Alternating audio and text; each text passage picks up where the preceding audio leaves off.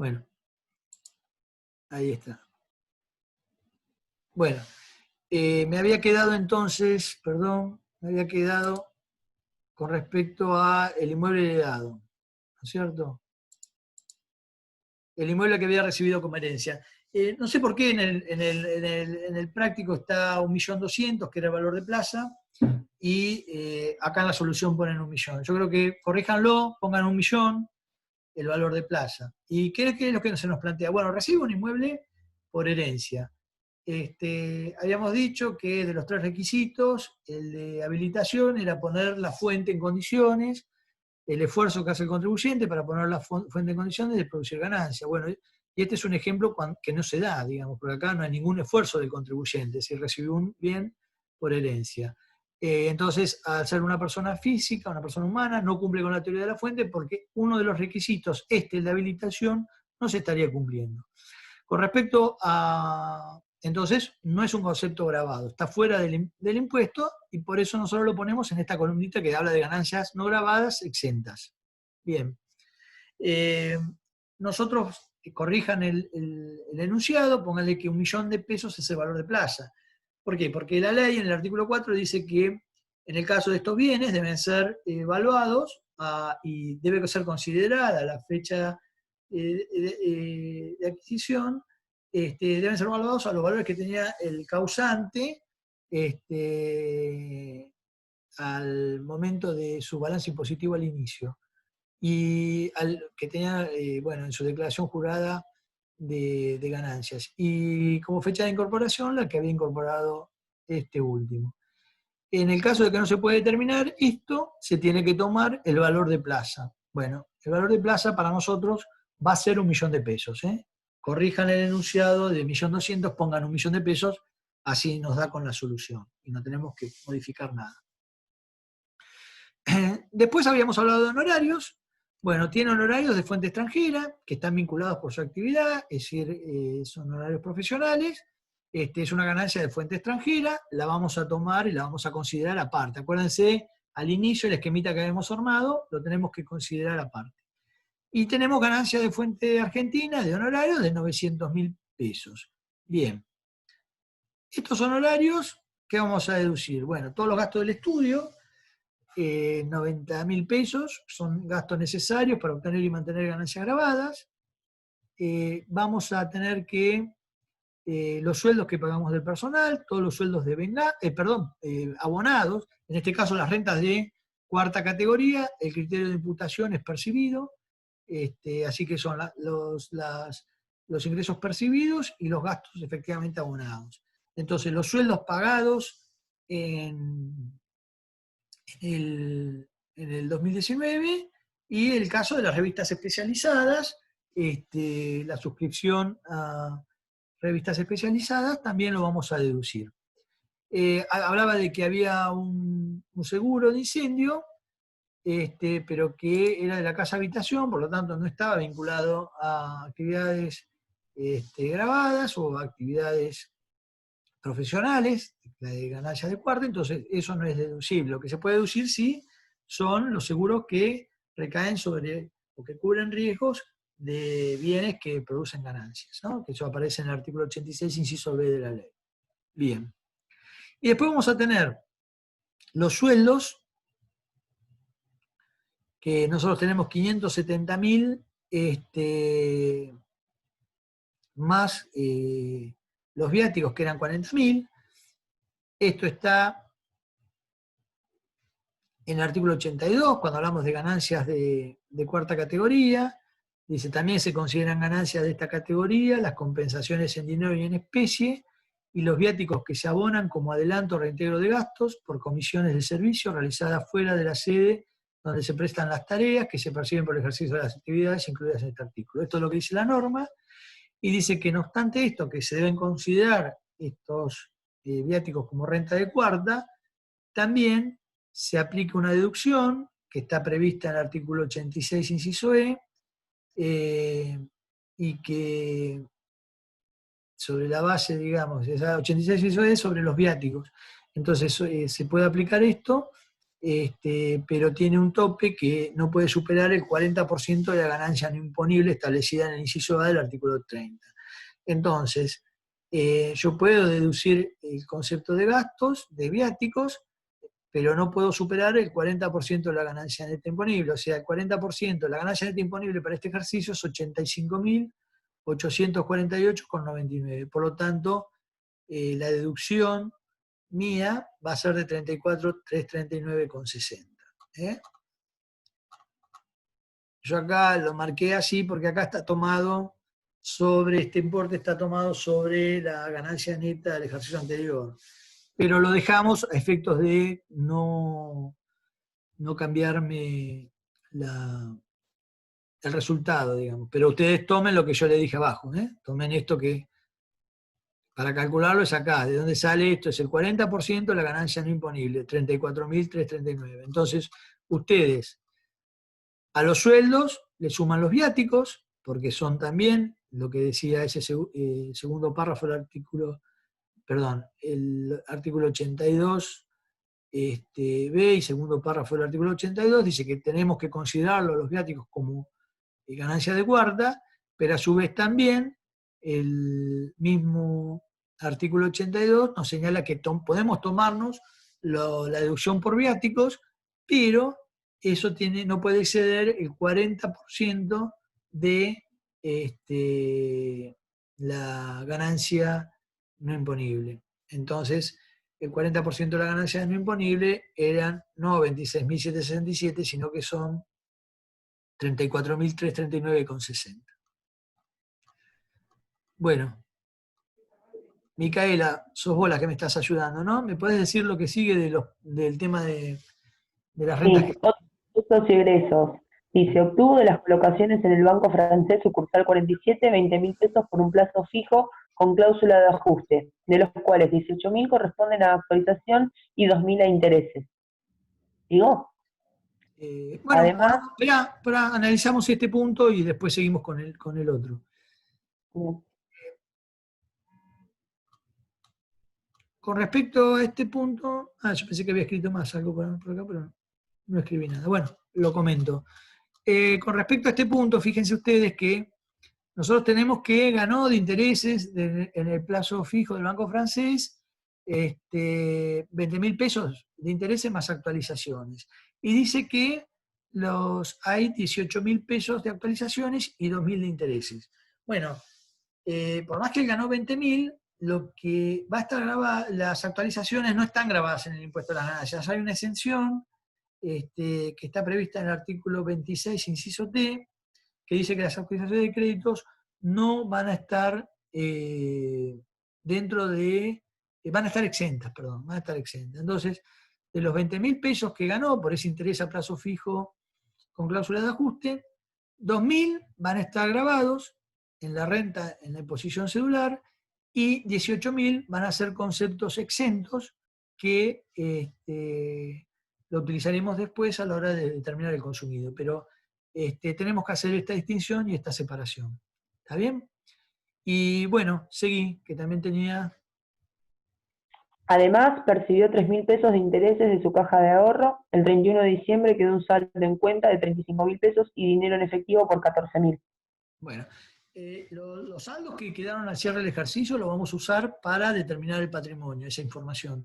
Pero en este caso dice que percibió intereses de la caja de ahorro. Esos intereses están exentos de acuerdo a lo que establece el artículo 26, inciso H. Bien. Seguí con la venta de inmuebles. Sí, el 2 de noviembre del 2019, Julio vende el departamento de la calle 7 que había heredado en marzo en 1.500.000 pesos. La variación del IPIM entre la fecha de adquisición y la fecha de transferencia es del 10%. Las comisiones y gastos abonados por la venta del inmueble a cargo de Julio ascendieron a 100.000 pesos. Bien. Bueno, primero dejemos esto, vamos a ver esto que yo armé acá. Con respecto al punto anterior, nosotros habíamos dicho, porque no terminé de cerrarlo, es decir, perdón, vuelvo al punto anterior para decir algo claro. Es decir, yo les había dicho que de los 20.000 de intereses del plazo fijo con cláusula de ajuste, teníamos 2.000 que eran intereses y 18.000 de actualización. Bueno, los 18.000 de actualización dijimos que era exento y vimos que lo poníamos en la columnita de conceptos exentos o no grabados. De los 2.000 que están grabados, va a entrar en la imposición cedular, es una renta del 95, del 95P, pero esos 2.000, nosotros acuérdense que teníamos derecho a tomar la deducción especial. La deducción especial, en este caso, son 2.000. Entonces, 2.000 menos 2.000, no tengo determinación de impuesto, y acá voy a calcular el impuesto en el portal web y completar, va a salir el formulario 2022, ¿no es cierto? Es decir, pero el tema de los intereses termina acá, en el cálculo de la renta cedular, aparte del esquema global. ¿Se acuerdan que yo les había armado y alguien me había preguntado si eso es independiente? Bueno, eso es independiente. Esos 2.000 que tengo de intereses, tengo la posibilidad de una deducción especial de 85.848,99. Bueno, eso se deduce, me da cero la base, porque no, tampoco puede generar quebranto, y se termina ahí, ese tipo de renta. Con respecto a la venta del inmueble, nosotros tenemos que el inmueble había sido adquirido con posterioridad al 1 de enero, había sido adquirido con posterioridad al 1 de enero de 2018 y vendido con posterioridad a esa fecha. Bien, yo tengo que determinar entonces la ganancia bruta o la ganancia imponible, y también sé que esto va a entrar dentro del esquema de la imposición cedular, es decir, es una renta de la clase del artículo 99. Entonces tengo precio de venta 1,5 millones, tengo el costo, que lo tengo que actualizar, porque acuérdense que dentro de los artículos que hablaba el artículo 93, que es de actualizaciones, en el segundo párrafo dice que los bienes que se incorporan a partir del 1 de enero de 2018 tienen actualización en el caso de las rentas provenientes de la enajenación de inmuebles que están en el artículo 99. Entonces, bueno, esa actualización yo la tomo, tengo el precio de venta, el costo por el coeficiente de inflación me da un costo actualizado de 1.320.000, y a su vez tengo gastos de venta que también puedo deducir. Entonces, del 1,5 millones menos el costo actualizado, menos los gastos de venta, me da una ganancia o una base imponible para el impuesto cedular de 80.000. Esto lo multiplico por el 15% y me da el impuesto cedular 12.000. Esto también se determina por el portal web y aparece esto en el formulario 2023. Todas estas liquidaciones que tenemos acá y que tenemos acá son independientes del esquema global que nosotros después terminamos determinando el impuesto. ¿Está? Era el cuadrito, el esquemita de liquidación que habíamos hecho nosotros al inicio. Bien.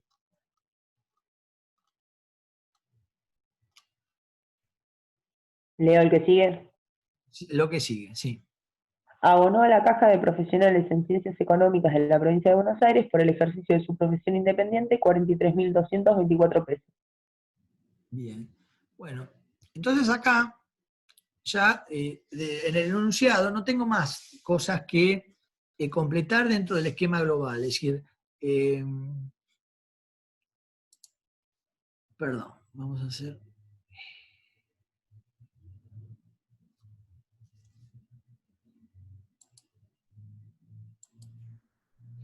Nosotros lo estamos viendo esto, ¿no? Micaela. De nada. ¿Lo estamos viendo el cuadro ahora? No, ¿Estamos lo viendo vemos a usted. A mí me ven, pero no lo compartí entonces. Pero...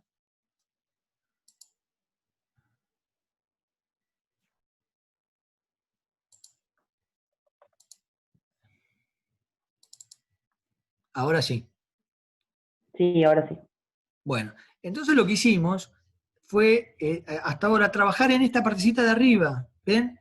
determinamos la ganancia neta de primera, la ganancia neta de segunda, la ganancia neta de tercera, la ganancia neta de cuarta, determinamos la ganancia neta de las 4 categorías. Y ahora empiezan a aparecer esto como los aportes de las cajas previsionales, van a aparecer el tema de las donaciones, etc. Bueno, el tema, en el enunciado, vos me decías que teníamos que se había abonado a la caja previsional 43.229, ¿no es cierto? Sí, es Entonces, así. bueno, entonces, esto vamos a ponerlo como una deducción general que aparece en el artículo 85, y lo vamos a poner, lo vamos a restar acá.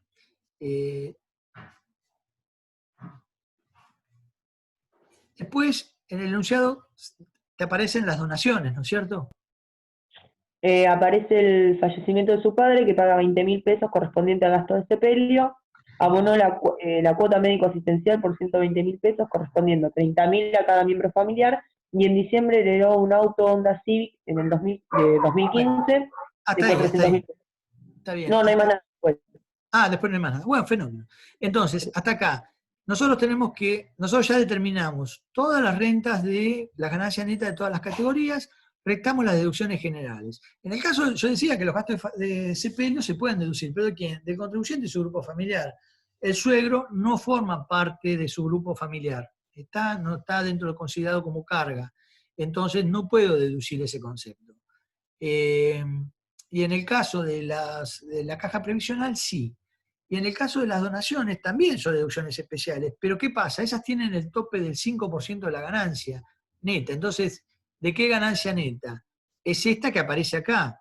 Es decir, de la suma de la ganancia de las 4 categorías, le resto la de los aportes previsionales y obtengo la ganancia neta antes de donaciones. Cobertura de gastos médicos, de cobertura médico-asistencial y gastos médicos. Sobre esta ganancia que tengo acá es que voy a aplicar el 5% para después comparar entre lo que efectivamente pagó con lo que me puedo tomar como deducción general. Entonces, voy a dejar el cuadro ahora para volver a la solución.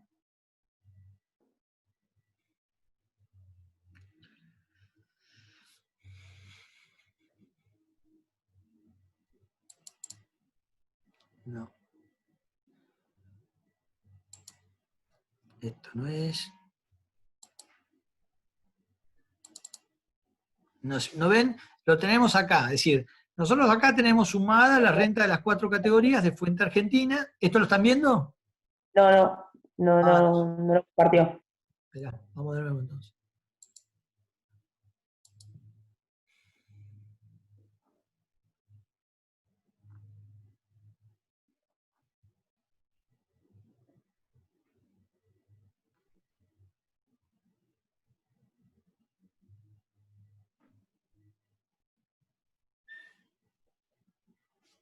Esperá que me parece que entonces lo borré, si no está acá.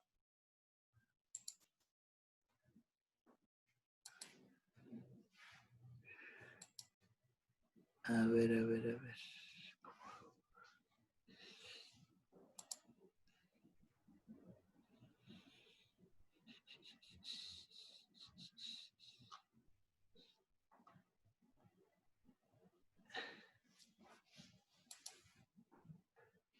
Esperen que se me armó lío acá con esto.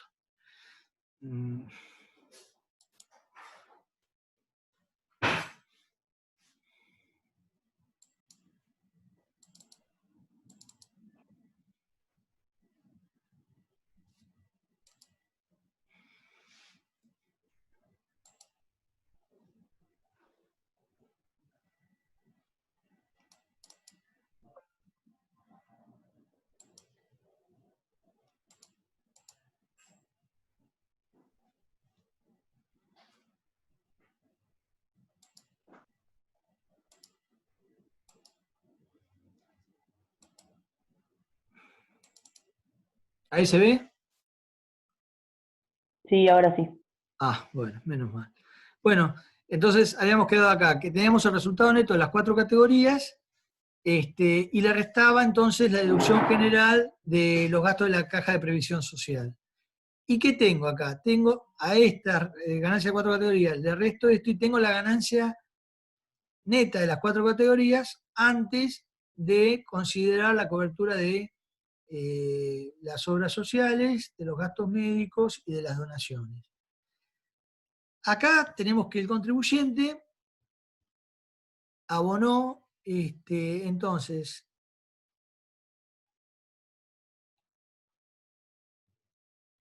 $45.000 de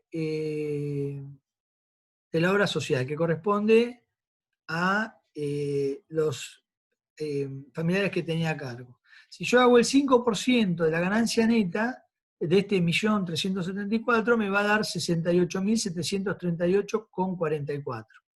Bueno, este importe es mayor a lo que efectivamente puede deducir, por lo tanto, entonces yo me tomo los 45.000, ¿dónde está? Los 45.000 como deducción general. Una vez que estoy acá, tengo el resultado antes de las deducciones personales del artículo 30. Perdón, de quebrantos no tengo, digamos, entonces voy a tener el resultado de la ganancia neta antes de las deducciones personales. Como deducciones personales me voy a tomar el mínimo no imponible. Con el solo hecho de ser residente me puedo tomar el mínimo no imponible. Acá hay que hacer mención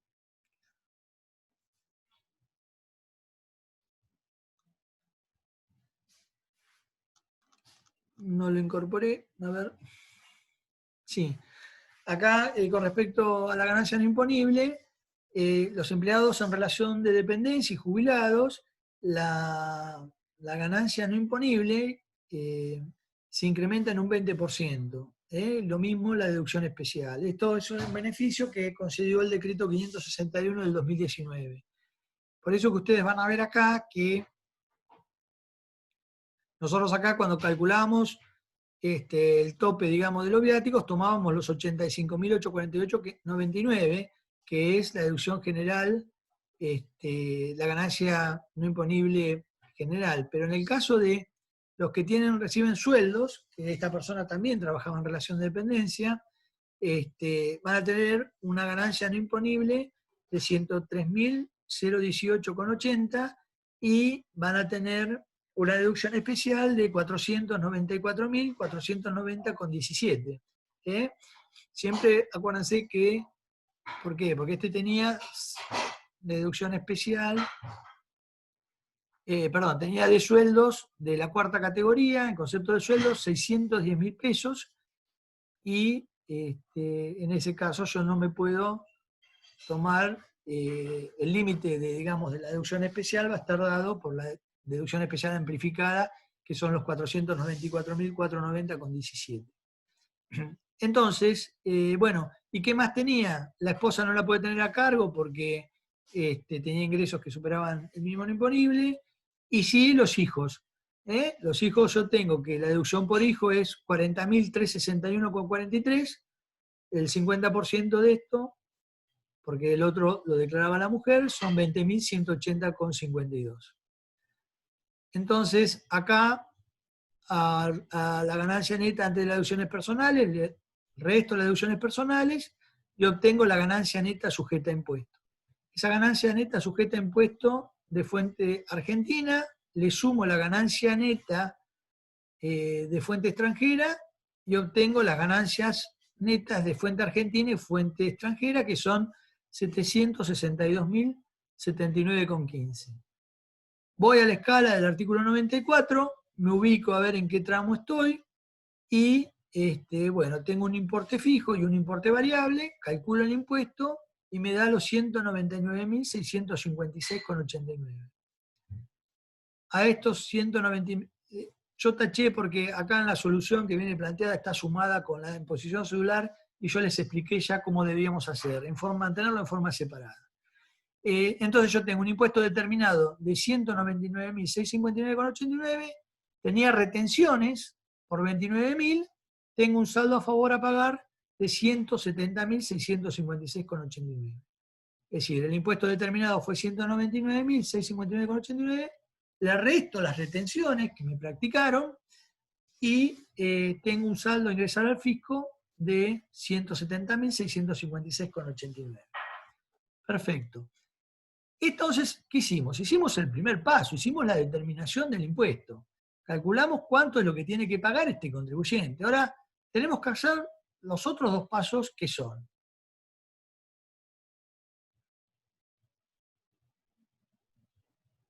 determinar el patrimonio al inicio y el patrimonio al final de la persona humana. Es decir, nosotros tenemos el departamento de la calle 13, fíjense que acá tenemos 200.000 pesos y 200.000 pesos, es decir, se evalúan a valores de costo, de acuerdo a la resolución 2527, y este departamento no mantengo el mismo valor. Lo mismo que el departamento de la calle 25, esto lo tenía al inicio del ejercicio, lo tengo al cierre del ejercicio. Después voy a poner las retenciones, que al cierre del ejercicio era un crédito. También tenía el costo de la casa habitación, 40.000 pesos y 40.000 pesos. Tenía dinero en efectivo, 100.000 al cierre del ejercicio 2018 y 14.000 al cierre del ejercicio 2019, que era un dato que nos daban cuando estábamos analizando el tema de los intereses del banco francés y los saldos en las cuentas del banco, y en efectivo también nos daban ese dato. Teníamos que había recibido por herencia una Honda Civic, entonces no lo tenía en el 2018, lo tengo en el 2019, lo incluyo ahí, y tengo también un saldo al cierre del ejercicio de 35.000 pesos en la caja de ahorro. Sumo todos los bienes, me da 460.000 en el 2018 y me da 838.000 en el 2019. Es una fotografía. Esto que ustedes tienen acá de columna 1 de aplicación de fondos y origen de fondos, yo lo voy a resolver de otra manera. Yo lo pinté acá para que ustedes lo vean, pero yo en la determinación, lo que me puse acá a trabajar en este segundo paso es la determinación de las variaciones patrimoniales, es decir, la foto de bienes que tenía en el inicio y los que tengo en el final. Si hubiera tenido deudas que son deudas personales del contribuyente, también las debería haber incluido acá. Esas deudas pueden ser un préstamo personal, el financiamiento de un viaje al exterior, por ejemplo, una deuda con una agencia de viaje por un viaje al exterior, la deuda de la tarjeta de crédito, un préstamo hipotecario por la construcción de su casa habitación, etc. Es decir, el patrimonio es el total de bienes, el total de deudas, el patrimonio al cierre. En este caso, acá pusieron resultado, no es resultado, es patrimonio. Voy a corregirlo acá. El patrimonio neto al cierre. El patrimonio neto al cierre. Entonces, bueno, los bienes y las deudas que tenía al 31 de diciembre de 2018, los bienes y las deudas que tenía al 31 de diciembre de 2019. Y después, el último paso es la determinación del monto consumido.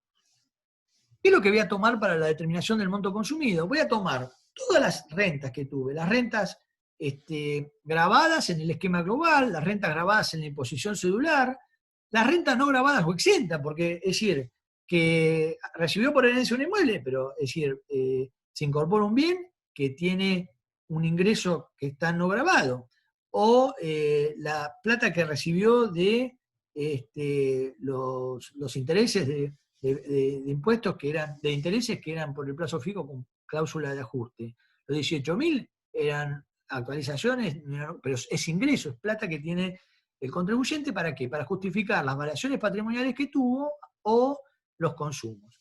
Entonces, fíjense, para calcular el consumido, ¿cómo lo tenemos que hacer? Primero partimos del resultado del ejercicio antes de la deducción del personal del artículo 30. Yo tenía ganancia de fuente argentina, ganancia de fuente extranjera, esto me da 1.379.768,84. Después tengo que tomarme las rentas cedulares, la del artículo 95, que eran los intereses en pesos de cláusula de ajuste, que eran 2.000, y la renta cedular de la venta del inmueble, que la ganancia era 80.000. Otra cosa que tengo que considerar es la renta no gravada. A mí se me incorporó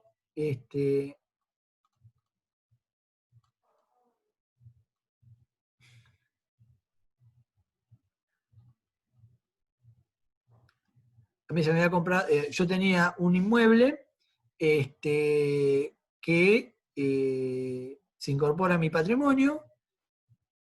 Después tenía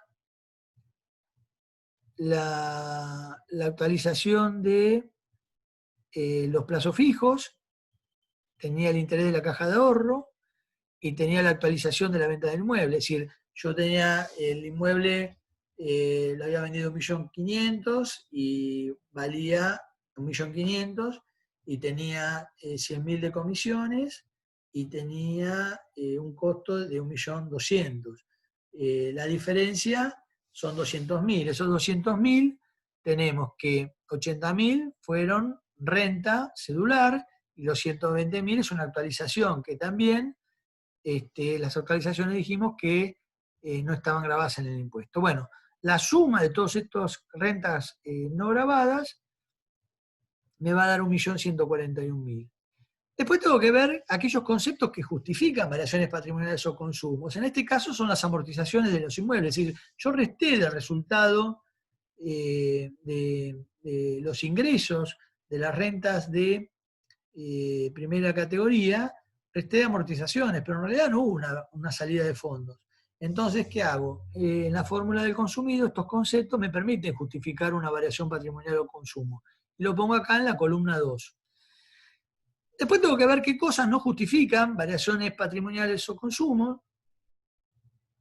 En este caso, yo voy a tener el valor locativo, que eran 95.000 pesos. Eso no fue un ingreso real que yo tuve, es una renta presunta. Por lo tanto, ese ingreso no me sirve para justificar un consumo o una variación patrimonial. Tengo los gastos de mantenimiento del inmueble. El gasto real eran 22.000 pesos, pero lo que yo me consideré como gasto fueron 14.860. Entonces, esa diferencia, 7.140, no es un concepto que me permita justificar una variación patrimonial o consumo. Y después la diferencia entre lo que realmente abonó de la cuota médico-asistencial y el tope que puedo tomar. Entonces esa diferencia también es un concepto que no justifica una variación patrimonial o consumo.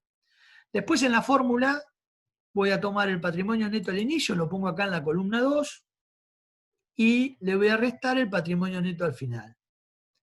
¿Qué es lo que hago? Sumo toda la columna 2, me va a dar 3.067.648,84, y a esto le voy a restar entonces todos los conceptos que aparecen en la columna 1, los conceptos que no justifican variaciones patrimoniales y el patrimonio neto al final del ejercicio.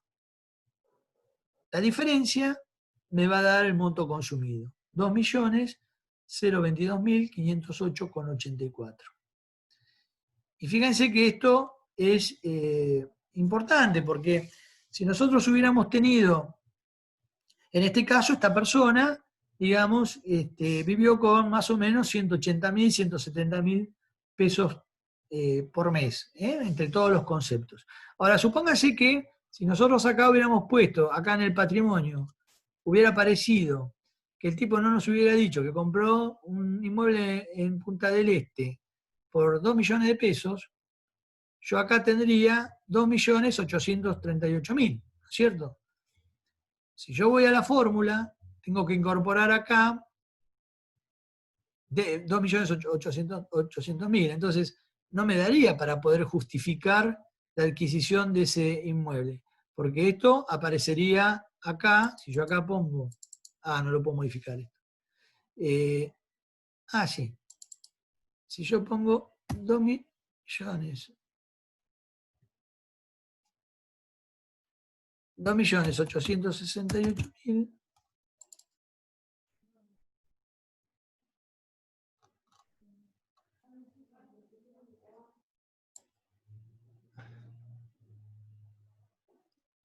No, no lo puedo trabajar de acá.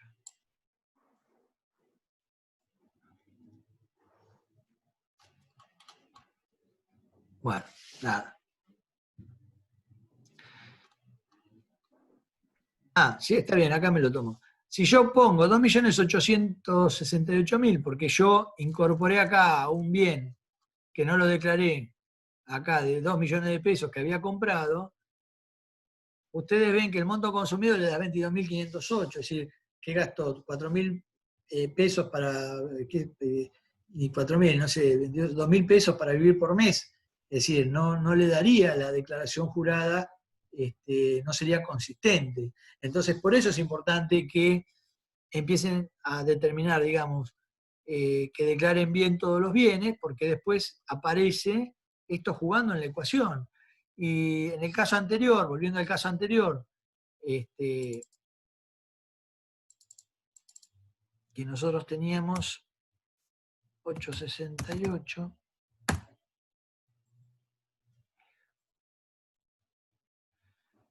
suponiendo como el caso anterior que tuviéramos 868, y a nosotros nos daba un monto consumido de 222.000, suponiendo que tuviera más o menos 180.000 pesos, de 180 o 170.000 pesos de consumo mensual, y resulta que después tengo que realizó un viaje al exterior con toda la familia y se gastó 1.000.000 de pesos, que paga de tarjeta de crédito 100.000 pesos por mes, que está asociado a clubes donde paga una cuota de 30.000 pesos por mes, etc.